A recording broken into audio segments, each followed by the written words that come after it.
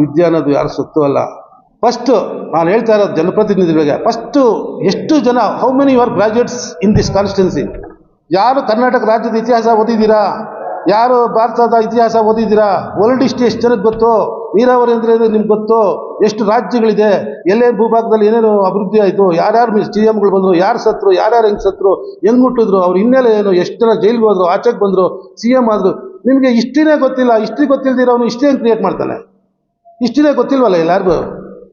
ನೀವು ಇವರು ಅವರು ಅನ್ನೋದು ಬೇಡ, ಫಸ್ಟ್ ಹಿಸ್ಟ್ರಿ ತಿಳ್ಕೊಳ್ಳಿ. ಚಿಕ್ಕಬಳ್ಳಾಪುರ ಇತಿಹಾಸ ಫಸ್ಟ್ ಯಾರು? ಆಂಜನೇಯ ರೆಡ್ಡಿ ಯಾರು, ಚೌಡರೆಡ್ಡಿ ಅವ್ರು ಯಾರು, ಸುಧಾಕರ್ ಯಾರು, ಒಂದೇ ವಂಶ 56ನೇ ಇಸ್ವಿಯಿಂದ. ಹಂಗೆ ಹಿಸ್ಟ್ರಿ ತಿಳ್ಕೊಳ್ಳಿ. ಇಲ್ಲಿ ಹಿಸ್ಟ್ರಿನೇ ಇಲ್ಲ. ಎಲ್ಲ ದುಡ್ಡು ತುಳಿತಾರೆ, ತಂದುಬಿಟ್ಟು ಒಂದು ಕ್ರಿಕೆಟ್ ಸ್ಟೇಡಿಯಮಲ್ಲಿ ಒಂದು ಟೂರ್ನಮೆಂಟು 10 ಗಣಪತಿಗಳು ಕೊಡಿಸ್ಬಿಡೋದು, ಒಂದೆರಡು ಇನ್ನೇನೋ ಮಾಡಿಬಿಡೋದು, ಎಲ್ಲ ಮಾಡಿಬಿಟ್ಟು ಬೆಳಗ್ಗೆ ಅವ್ರದ್ದೇ ಒಂದು ಸಂಘ, ಅವ್ರದ್ದೇ ಒಂದು 4 ಜನ ಹಿಂಬಾಲಕರು ಹಾಕ್ಕೊಂಡು ಒಂದು ಕಾರ್ ತೊಗೊಂಡು ಅಲ್ಲಲ್ಲಿ ಬಂದಾಗ ಖರ್ಚು ವೆಚ್ಚ ನೋಡ್ಕೊಂಡ್ಬಿಟ್ರೆ ಸರ್ ಹಣನೇ ಬಂದರೆ 1 ತಿಂಗಳಲ್ಲೇ ನಾನು ಲೀಟ್ರಾಗಿ ತೋರಿಸ್ತೀನಿ, ನನ್ನ ಹತ್ರ ಹಣ ಇಲ್ಲ. 1 ತಿಂಗಳು ಇವರಲ್ಲಿ ಒಂದು ಗಣಪತಿಗೆ 50 ಗಣಪತಿಗಳ ಹಬ್ಬಕ್ಕೆ 1-2 ಟೂರ್ನಮೆಂಟು, 4 ಕರಗಳಿಗೆ ದುಡ್ಡು, 4 ರಾಜ್ಯೋತ್ಸವಗಳಿಗೆ ದುಡ್ಡು ಹಂಚಿಬಿಟ್ರೆ 1 ತಿಂಗಳಲ್ಲಿ ಯಾವನ್ ಬೇಕಾದರೂ ಈ ತಾಲೂಕಲ್ಲಿ ಲೀಡ್ರ್ ಆಗ್ಬೋದು. This is the final touch ನಿಮ್ಗೆ ಕೊಡ್ತಾರೆ. ನಿಮಗೆಲ್ಲ ಗೊತ್ತಿರೋರೆ, ನಿಮ್ಮ ಪ್ರಶ್ನೆ ಇಲ್ಲ. ಅವ್ರ ಪಾಡು ಅವ್ರು ಮಾಡ್ಕೋಬೋದು. ಮುಂದೆ ಏನಾದರೂ ಒಳ್ಳೆಯದು ಸಂದರ್ಭ ಇದ್ದಾಗ ನಾವು ಜಾಯ್ನ್ ಆಗ್ತೀವಿ. ಈ 15ನೇ ತಾರೀಕು ಬಂದಿಗೆ ನಾವು ಜಾಯ್ನ್ ಆಗಲ್ಲ. ಮುಂದೆ ಬೇರೆ ಡೇಟ್ ತಗೊಂಡು ಬೇಕಾದ್ರೆ ಬಂದ್ ಬಗ್ಗೆ ಹೇಳೋಂಥವ್ರಿಗೆ ಆ ವಾಯ್ಸ್ ಇರ್ಬೇಕು. ಇಂಥವ್ರ ವಾಯ್ಸ್ ಬಂತಂದ್ರೆ ಪ್ರತಿಯೊಬ್ಬರು ವಾಲಂಟಿಯರ್ ಬಂದಲ್ಲಿ ಅಂಗಡಿ ಮುಚ್ಚೋಂಥವ್ರು ಇರಬೇಕು. ಈ ಬಂದು ವಾಯ್ಸು ಯಾರು ಮುಚ್ಚೋಂಥವ್ರು ಇಲ್ಲ.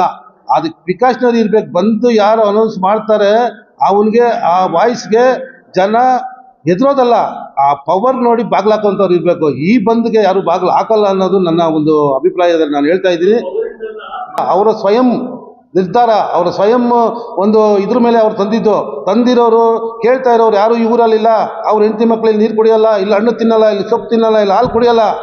ಇಲ್ಲಿರೋರು ಇದ್ರ ಬಗ್ಗೆ ಎತ್ತಬೇಕು ಧ್ವನಿ. ಎಲ್ಲೋ ಇದ್ಬಿಟ್ಟು ಬಂದಂದ್ರೆ ನಾವು ಬಂದ್ ಮಾಡೋಕ್ಕಾಗೋದಿಲ್ಲ. ನಮ್ಮ ಉದ್ಯಮ ಇದೆ, 10 ಜನಕ್ಕೆ ನಾನು ಸಂಬಳ ಕೊಡಬೇಕು, ತಿಂಗಳ ಕಟ್ಟಲೆ. ಅವ್ರಿಗೆ ನೇಪಾಳಿ ಅವರು ಬೇರೆ ಬೇರೆ ರಾಜ್ಯಗಳು ನನ್ನ ಹತ್ರ ಕೆಲಸಕ್ಕಿದ್ದಾರೆ. ಬಂದಾಕಿ ಸರ್ ಹೋರಾಟ ಮಾಡೋಂಥ ಪರಿಸ್ಥಿತಿಗಳೇ ತರಲ್ಲ. ಇಲ್ಲಿ ಏನೋ ಹೇಳಿದಾಗ ಏನೋ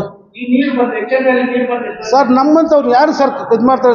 ದೊಡ್ಡ ಸರ್ಕಾರಗಳನ್ನೇ ಅಲ್ಲಲ್ಲ. ಇದು ಏನಾಗಿದೆ, ದೊಡ್ಡವರೇ ಈ ನೀರಾವರಿ ಹೋರಾಟಕ್ಕೆ ಆಂಜನೇಯ ರೆಡ್ಡಿ ಅವರು, ಸುಷ್ಮಾ ಸ್ವರಾಜ್ ಅವರು, ನಮ್ಮ ಸೊನ್ನೇಗೌಡರು, ಭಕ್ತಹಳ್ಳಿ ಅವರು, ದೊಡ್ಡ ಪ್ರಜ್ಞಾವಂತರು, ವಿದ್ಯಾವಂತರು ಲ್ಯಾಬ್ ರಿಪೋರ್ಟ್ ಇಟ್ಕೊಂಡು ಇದು ಬೇಡ, ಇದು ಕ್ಯಾನ್ಸರ್ ಬರುತ್ತೆ, ಹಿಂಗಾಗುತ್ತೆ ಅಂತ ಆವತ್ತು ಹೇಳಿದ್ರು.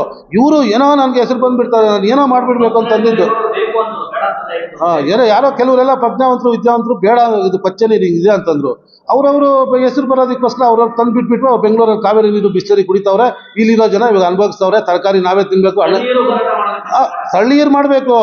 ಇಲ್ಲಿ ಮನೆ ಇಲ್ಲ, ಮಠ ಅಲ್ಲಲ್ಲ ಮನೆ ಅಲ್ಲ, ಇಲ್ಲಿ ಮನೆ ಇದ್ದು ಇಲ್ಲಿ ಕುಡಿಯೋ ನೀರು ಸ್ನಾನ ಮಾಡ್ತಾ ಇರೋದು ನಾವು. ನಮ್ಮಂಥವ್ರು ಓಡಾಟ ಮಾಡಬೇಕು. ಎಲ್ಲ ಬೆಂಗಳೂರಿರೋರೇ ಬಂದು ಇಲ್ಲಿ ಕ್ವಶನ್ ಮಾಡ್ತಾರೆ. ಬೆಂಗಳೂರಲ್ಲಿ ಇರೋರು ಬಂದು ಎಲ್ಲಾನು HN ವ್ಯಾಲಿ 3ನೇ ಅಂತ ಅಂತಾರೆ. ಏನು ಇದು ಅರ್ಥ ಮಾತಾಡಿದ್ರೆ ಏನು ಬರುತ್ತೋ? ಯಾರು ನಮ್ಗೆ ಯಾಕೆ ಪ್ರಶ್ನೆ ಮಾಡ್ದಿದ್ದು ಪರಿಹಾರ ಸಿಗಲ್ಲ ಅನ್ನೋ ಸಾಮಾನ್ಯ ಜ್ಞಾನ ನೀವು ರಾಜ್ಯ ಎಲ್ಲ ನೀವು ನೋಡಿ. ನಾಗೇಂದ್ರ ಬಾಬು ಅವ್ರಿಗೆ, ಸೋಮಶೇಖರ್ ಅವ್ರಿಗೆ, ಹಿರಿಯ ಹಳೆ ಪತ್ರಕರ್ತರಿಗೆ ಗೊತ್ತು. ಇಂಡಿಯಾ ಎಲ್ಲ MP ಸೀಟ್ ಅನೌನ್ಸ್ ಆಗುತ್ತೆ, ಲಾಸ್ಟ್ B ಫಾರಂ ಹಾಕೋರ್ಗು ಚಿಕ್ಕಬಳ್ಳಾಪುರದ ಅನೌನ್ಸ್ ಆಗಲ್ಲ. ಧ್ವನಿ ಎತ್ತಕ್ಕೆ ಬಿಡ್ತಾ ಇಲ್ಲ. ಇವ್ರು ಹೋಗಿ ಲೀಡರ್ ಮುಂದೆ ನಿಂತ್ಕೊಳ್ಳೋದು ಬಿಟ್ಟು ಇವ್ರು ಲೀಡರ್ ಹಾಕೋಕೆ ತಾಲೂಕಲ್ಲಿ ಯಾರು ರೆಡಿ ಇಲ್ಲ. ಇವಾಗ ಹಂಗಾಗ್ಬಿಟ್ಟಿದೆ ಪರಿಸ್ಥಿತಿ. ಬೆಂಗಳೂರು ಹಿಂದೆ ಸಾಮಾನ್ಯ ಇವರು ನೀವು ತಗೊಂಡಾಗ ನೋಡಿ, ಒಂದು ಹೇಳ್ತೀನಿ ನಾನು ಈ ಬಂದ್ ಬಗ್ಗೆ ಮಾತ್ರ ಮಾತಾಡೋಕ್ಕೆ ಬಂದಿದ್ದೀನಿ. ನೀವು ಬೇರೆ ಕ್ವಶನ್ ಬೇರೆ ಥರ ಇದು ಮಾಡ್ತಾ ಇದ್ದೀರಾ. ಅದಕ್ಕೂ ನಾನು ಉತ್ತರ ಹೇಳ್ತೀನಿ ನೋಡಿ. ಹಿಂದೆ ಇದ್ದಿದ್ದ ಪೇಪರ್ ಮುನಿಯಪ್ಪ ಅವರು ಮನೆಯಿಂದ ನಡ್ಕೊಂಡು ಬರೋರು, ನಡ್ಕೊಂಡು ಹೋಗೋರು, ಸಾರ್ವಜನಿಕ ರಸ್ತೆಯಲ್ಲಿ ಸಿಗೋರು, ಪುಟ್ಟು ಹೋಟ್ಲಲ್ಲಿ ಬಂದು ಕುತ್ಕೊಳ್ಳೋರು ಪೇಪರ್ ಮುನಿಯಪ್ಪ ಅಂತ. ಮುನಿಯಪ್ಪ ಅವರು ಕೊಡೆ ಇಟ್ಕೊಂಡು ಬರೋರು, ಪುಟ್ಟು ಹೋಟ್ಲು ಆಚೆ ಬೆಂಚ್ ಮೇಲೆ ಕುತ್ಕೊಳ್ಳೋರು, ಬಂದವ್ರನ್ನೆಲ್ಲ ಮಾತನಾಡಿಸಿ ಒಂದು ದೋಸೆನೇನೋ ತಿಂದು ಹೋಗೋರು ಕೈಗೆ ಸಿಗ್ತಾ ಇದ್ರು. ಅನಸೂಯಮ್ಮ ಅವ್ರ ಕೈಗೆ ಸಿಗ್ತಾ ಇದ್ರು. ಶಿವಾನಂದ ಅವ್ರು ನಡ್ಕೊಂಡು ಬಂದು ಎಲ್ಲರಿಗೂ ಮಾತಾಡಿಸ್ಕೊಂಡು ಕಾಮಿಡಿಯಾಗಿ ಡೈಲಾಗ್ಗಳು ನೋಡ್ಕೊಂಡು ಗ್ಯಾಸ್ ಆಫೀಸಲ್ಲಿದ್ದು ಎಲ್ಲರಿಗೂ ಬೆಳಗ್ಗೆಯಿಂದ ಸಂಜೆ ಸಿಗ್ತಾ ಇದ್ರು. SM ಮುನಿಯಪ್ಪ ಅವರು ಸಿಂಪಲ್ ಆಗಿ ಒಂದು ಶರ್ಟು ಹಾಕೊಂಡು, ಒಂದು ಮುಂಗ್ರ ಇಲ್ಲ, ವಾಚ್ ಇಲ್ಲ, ಒಂದು ಬೆಂಚ್ ಕಾರ್ ಇಲ್ಲ, ಏನಿಲ್ಲ, ಆರಾಮಾಗಿ ಬಂದಿದ್ರು. ಬಚ್ಚೇಗೌಡರು ತಿಂದು ಹಳ್ಳಿಯಲ್ಲಿ ಇರೋರೆಲ್ಲ ಸಮಸ್ಯೆ ಹಾಗೆ PLD ಬ್ಯಾಂಕಲ್ಲಿ ಕುತ್ಕೊಂಡು ಜನಗಳಿಗೆ ಸಾಮಾನ್ಯ ಸಿಗೋರು. KV ನಾಗರಾಜ್ ಇವತ್ತು ನೋಡಿ, ಈ ನವೀನ್ ಕಿರಣ್ ಅವ್ರು ತಗೊಳ್ಳಿ, ಸಾಮಾನ್ಯ ಜನಕ್ಕೆ ಇವತ್ತು ಹೆಂಗೆ ಸಿಗ್ತಾರೆ ಅವರು? KV ನಾಗರಾಜ್ ಅವರು ಇರ್ತಾರೆ, ಮರಳುಪಿಂಟ ಕೃಷ್ಣಮೂರ್ತಿ ಹೆಂಗೆ ಸಿಗ್ತಾರೆ. ಎಷ್ಟು ಜನ ಲೀಡರ್ಗಳಿರ್ತಾರೆ. ಇವ್ರು ಲೀಡರ್ ಆಗೋಕ್ಕೆ ಇಲ್ಲಿ ಯಾರಿಗೂ ಇಂಟ್ರೆಸ್ಟ್ ಇಲ್ಲ. ಪಕ್ಷಾತೀತವಾಗಿ ಇವಾಗ ಒಂದು ಸಿಂಪಲ್ ಎಕ್ಸಾಂಪಲ್, ಇಲ್ಲ ಹೊಸಬ್ರಿದ್ದೀರ ನಿಮ್ಗೆ ಗೊತ್ತಿಲ್ಲ, ನಾಗೇಂದ್ರ ಬಾಬು ಅವ್ರಿಗೆ ಸ್ಪಷ್ಟವಾಗಿ ಗೊತ್ತು. ಇದೇ ರೇಣುಕಾ ರಾಜೇಂದ್ರ ಅವರು 2ನೇ ಸಾರಿ ಚುನಾವಣೆಗೆ ಹಾಕೊಂಡಾಗ SV ಮರಿಯಪ್ಪ ಅವರು, ಪಿಳ್ಳಪ್ಪ ಅವರು, PG ಅಶ್ವಥ್ ಅವರು, ಪಟ್ಟಣಹಳ್ಳಿ ಅವರು ಎಲ್ಲ ಸೇರಿಬಿಟ್ಟು ರೇಣುಕಮ್ಮನ ಸೆಕೆಂಡ್ ಟೈಮ್ ಸೋಲಿಸಿದ್ರು. ಅವಾಗ ಎಲ್ಲರೂ ಒಂದಾಗಿದ್ರು. ಮುನಿಯಪ್ಪ ಸೂರ್ಯ ಗುರುತದ ಮೇಲೆ ಗೆದ್ದರು. ಏನು ಸ್ವಾಮಿ?